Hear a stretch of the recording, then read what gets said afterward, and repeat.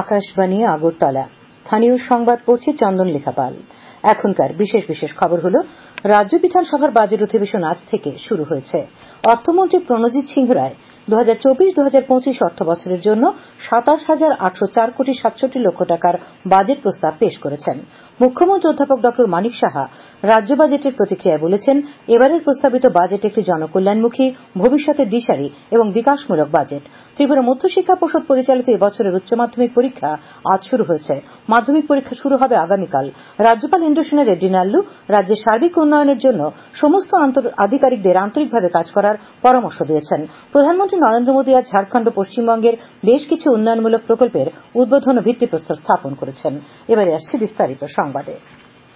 রাজ্য বিধানসভার বাজেট অধিবেশন আজ থেকে শুরু হয়েছে। অধিবেশনের শুরুতে অর্থমন্ত্রী প্রণজিৎ সিংহ রায় 2024-2025 অর্থ বছরের জন্য 27,804 কোটি 67 লক্ষ টাকার বাজেট প্রস্তাব পেশ করেন। বাজেটে সম্ভাব্য আয় ধরা হয়েছে 27,393 কোটি 98 লক্ষ টাকা, ঘাটতি ধরা হয়েছে 410 কোটি 69 লক্ষ টাকা।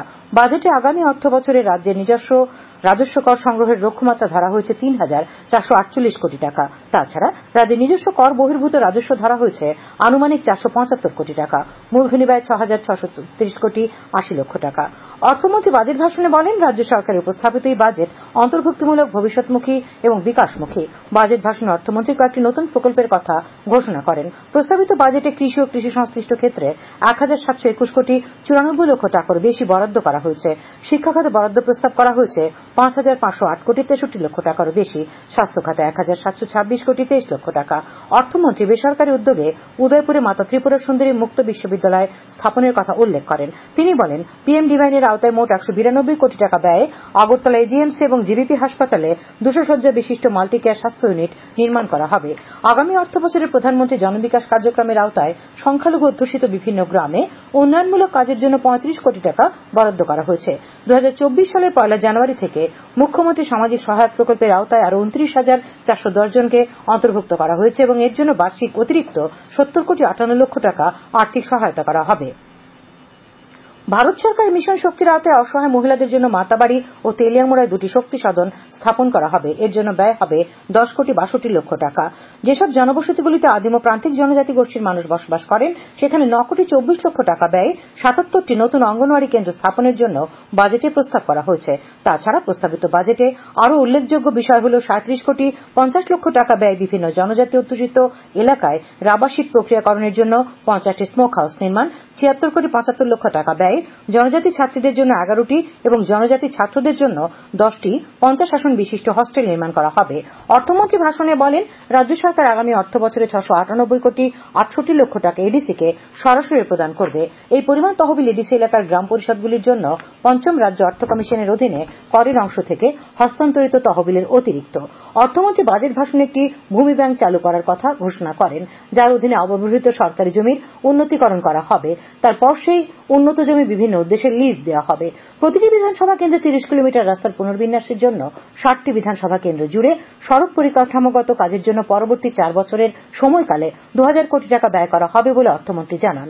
পিএম জনমনের আওতায় আদিম ও প্রান্তিক জনজাতি গোষ্ঠীর সমস্ত বসতিতে বিদ্যুতায়ন করার জন্য বাজেটে 69 কোটি 12 লক্ষ টাকা বরাদ্দের প্রস্তাব করা হয়েছে।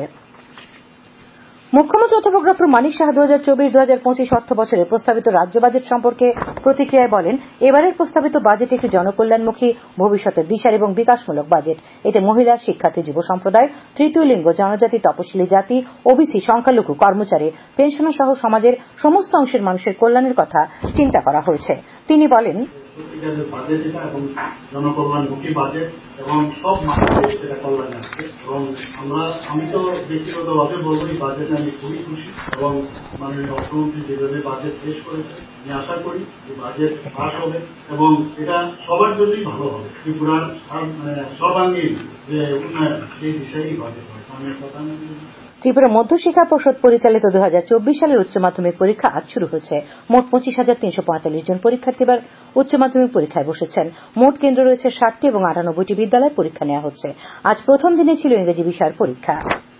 ত্রিপুরা মধ্যশিক্ষা পর্ষদ পরিচালিত 2024 সালের মাধ্যমিক পরীক্ষা আগামীকাল থেকে শুরু হচ্ছে। এবছর পরীক্ষার্থী রয়েছেন 33,732 জন।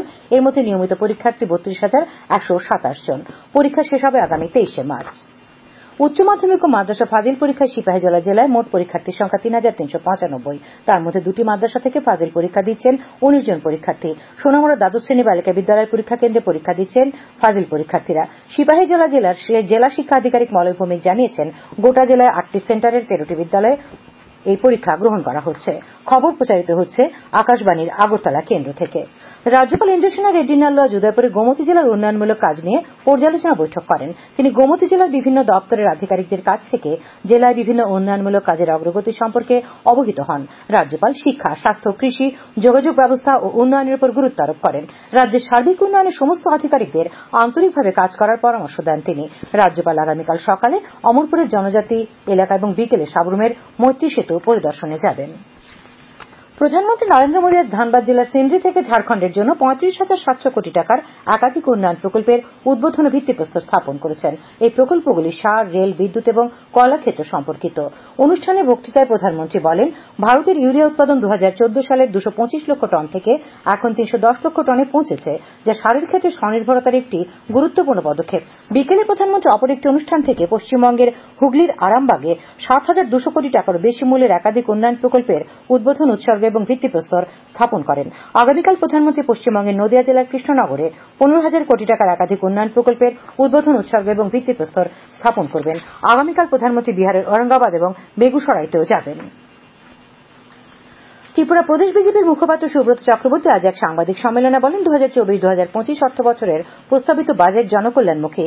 এই বাজেট ত্রিপুরার ভবিষ্যৎকে আরো সমৃদ্ধতর, উন্নততর ও শ্রেষ্ঠ ত্রিপুরা গড়ার লক্ষ্যে সহায়ক হবে। সাংবাদিক সম্মেলনে অন্যান্যদের মধ্যে উপস্থিত ছিলেন দলের সহসভাপতি তাপস ভট্টাচার্য, মিডিয়া ইনচার্জ সুনীত সরকার প্রমুখ।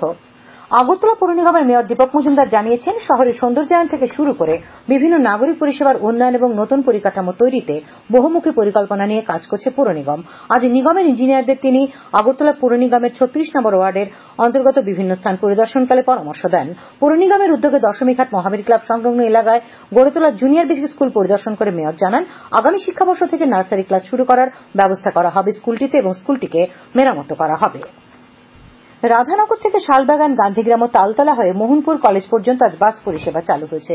শালবাগানে এক অনুষ্ঠানের মাধ্যমে বাস পরিষেবা চালু করেন টিআরটিসির চেয়ারম্যান বলাই গোস্বামী। উপস্থিত ছিলেন প্রাক্তন বিধায়ক কৃষ্ণধন দাস সহ অন্যান্যরা। শ্রী গোস্বামী জানান, টিআরটিসির এই দুটি বাস সকাল ও বিকেলে যাত্রী পরিষেবা দেবে।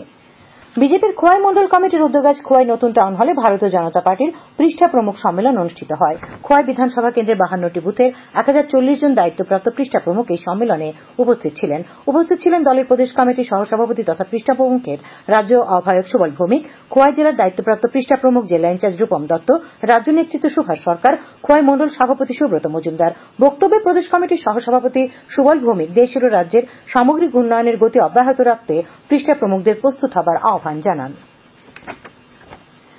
ক্ষুদ্র, অতি ক্ষুদ্র ও মাঝারি উদ্যোগে মন্ত্রী নারায়ণ রানে আজ নতুন দিল্লিতে নবম শক্তি আন্তর্জাতিক মহিলা উদ্যোক্তা সম্মেলনে একাধিক মহিলা ভিত্তিক উদ্যোক্তা প্রকল্পের সূচনা করেন।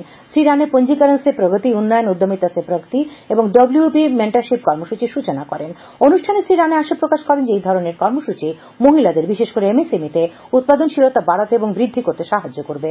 মহিলা উদ্যোক্তাদের ভূমিকা তুলে ধরে তিনি বলেন যে এমএসএমই এবং মহিলারা শীঘ্রই ভারতকে তৃতীয় বৃহত্তম অর্থনীতিতে পরিণত করতে সাহায্য করবে। আবহাওয়া, আগামীকাল আকাশ পরিষ্কার থাকবে, সকালে হালকা কুয়াশা পড়বে। তাপমাত্রা সর্বোচ্চ ৩০ ডিগ্রি সেলসিয়াস এবং সর্বনিম্ন ১৬ ডিগ্রি সেলসিয়াসের আশেপাশে থাকবে। আজ দিনের সর্বোচ্চ তাপমাত্রা ছিল ৩০.১ ডিগ্রি সেলসিয়াস এবং সর্বনিম্ন তাপমাত্রা দেখা গেছে ১৫.৩ ডিগ্রি সেলসিয়াস। শেষ করার আগে খবরের বিশেষ অংশগুলি আরেকবার। রাজ্য বিধানসভার বাজেট অধিবেশন আজ থেকে শুরু হয়েছে। অর্থমন্ত্রী প্রণজিৎ সিংহ রায় ২০২৪-২০২৫ অর্থ বছরের জন্য ২৭,৮০৪ কোটি ৬৭ লক্ষ টাকার বাজেট প্রস্তাব পেশ করেন। মুখ্যমন্ত্রী অধ্যাপক ড মানিক সাহা বলেছেন, এবারের প্রস্তাবিত বাজেট একটি জনকল্যাণমুখী, ভবিষ্যতের দিশারি ও বিকাশমূলক বাজেট। ত্রিপুরা মধ্য শিক্ষা পর্ষদ পরিচালিত এবছরের উচ্চ মাধ্যমিক পরীক্ষা আজ শুরু হয়েছে, মাধ্যমিক শুরু হবে কাল থেকে। রাজ্যপাল ইন্দ্রসেনা রেড্ডি নাল্লু রাজ্যের সার্বিক উন্নয়নে সমস্ত আধিকারিকদের আন্তরিকভাবে কাজ করার পরামর্শ দিয়েছেন। প্রধানমন্ত্রী নরেন্দ্র মোদী আজ ঝাড়খণ্ড ও পশ্চিমবঙ্গের জন্য বেশ কিছু উন্নয়নমূলক প্রকল্পের উদ্বোধন ও ভিত্তিপ্রস্তর স্থাপন করেছেন। স্থানীয় সংবাদ আজকের মতো এখানেই শেষ হলো।